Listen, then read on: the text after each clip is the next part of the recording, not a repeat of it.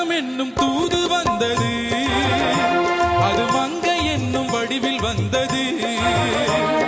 மரணம் என்னும் தூது வந்தது, அது மங்கை என்னும் வடிவில் வந்தது. ஸ்வர்க்கமாக நான் நினைத்தது இன்று நரகமாக மாறிவிட்டது. யாருக்காக இது, யாருக்காக?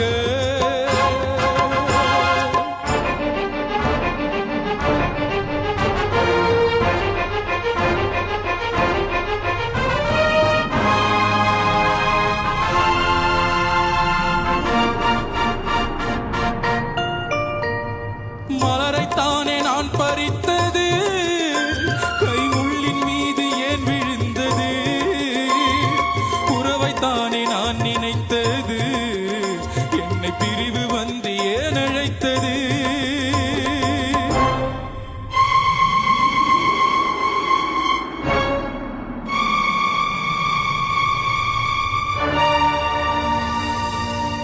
எழுதுங்கள் என் கல்லறையில் அவள் இரக்கம் இல்லாதவள் என்று, பாடுங்கள் என் கல்லறையில் இவன் பைத்தியக்காரன் என்று.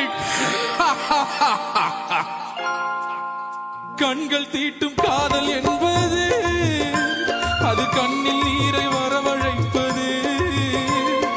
பெண்கள் காட்டும் அன்பு என்பது என்னை பித்தனாக்கி அலைய வைப்பது.